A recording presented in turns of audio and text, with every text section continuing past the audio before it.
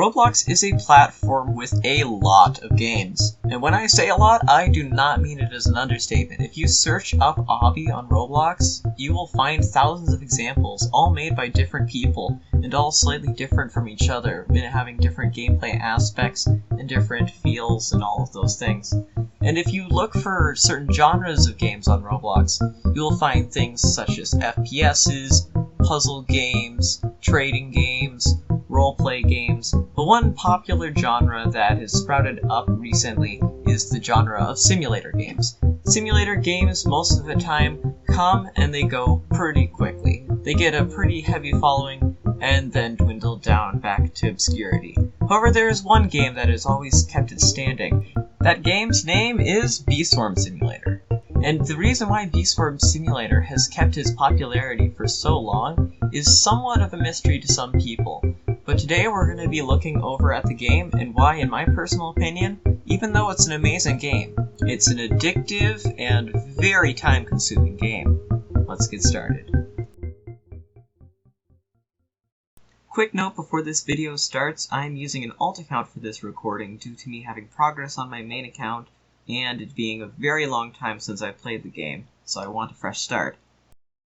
So, why is B-Swarm Simulator so different from the rest? Well, actually, in gameplay-wise, it is not very different.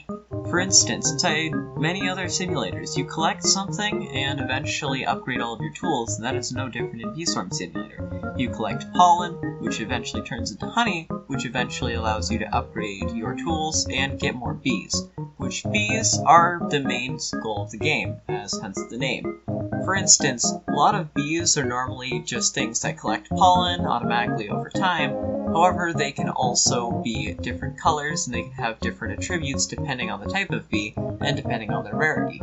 This adds a bit of complexity to the game and also adds a little bit of a layer of strategy. But they also have certain abilities which can increase collecting or can also help with combat. Did I mention combat? This game also allows you to fight things and even has some boss fights inside of the mix, which, although they are not the most complex things to fight, they can still be quite a challenge if you are underleveled or if you're not prepared. And it doesn't stop there. For instance, the ability tokens that you get from certain bees will do certain things depending on it. For instance, some gives you a speed boost, some allows you to double your pollen gain for a time, and some can literally wreak havoc across a field for no good reason by shooting laser beams from the sky into a field. Yeah, this game gets quite intense for no good reason. On top of the complex amount of bees and things related to them, there are also gifted bees which are quite rare to collect, which have added bonuses, and even radiation that can cause mutation on your bees and give them bonuses, and we haven't even gotten to what you mainly do in the game! Across the map, there are different types of fields in which have different attributes to them and different pollen yields. For instance, there are the starting areas which give you the least amount of pollen, but also have a lot of things happening in them. For instance, the clover field apparently gives you more luck, while there are other areas which are harder to get to and require you to get more bees, but also give you more pollen and give you more advanced enemies to fight inside of those fields. And there are also NPCs around the map which give you certain rewards, most notably more honey, but also tons of bonuses and trinkets that can help you, such as bee eggs for more bees, and royal jelly which changes the bee type. Most of the time when playing the game, you'll be focusing on quests, since there's so much stuff you get from them, but also many quests overlap, which means you can do 2 at once, while also getting all of the rewards of playing the game itself. You can also get rewards just for playing the game in the form of tickets, which can be used to buy things in place for honey. The way you get tickets is pretty everywhere. There are sometimes tickets hidden around the map. There are also sometimes tickets you get for just doing certain rewards, or certain quests, or certain achievements which are just given throughout the game. And if that isn't enough, there are also special items you collect around the map and collect from quests, such as treats that level up your bees, items that buff up your pollen gain and honey, temporary buffs from quests, a special survival mode which gives you rewards dependent on how long you survive and your skill, nighttime special trinkets, color-oriented bases. The amount of complexity and things that they decided to pack into one simulator game is insane!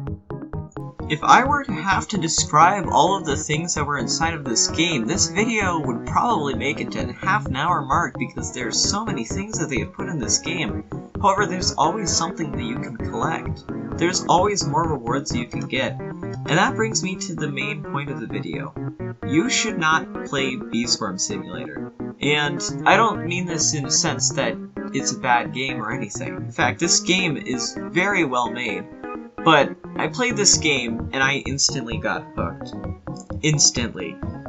You can never have anything really completed in this game, because there's always more things to do. You can always get better bees, you can always get more pollen and get better items or better things to increase your pollen yield even further.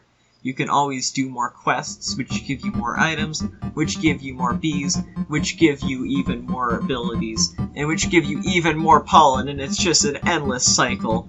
And there's even quests that sometimes have a time lapse, and there are even times where you can't complete quests until you do something for a certain amount of time, and come back later. Now, you could just come back later and close the game up, but you could also just continue playing, and it's just an endless cycle. It's very hard to escape. And the thing is, this is probably the most well-made simulator on Roblox. There's quite a lot of complexity, things to achieve, even boss fights, but unless you're willing to put a very large amount of time investment into this game, then you will want to reconsider playing. Because there have been a lot of people that I actually know that have been playing this game and are instantly hooked. Of course, if you still want to play this game, all power to you. It's actually very fun, and if you want to kill some time, it's a great way to do it. Just be warned, you might be a little too hooked in just the wrong amounts.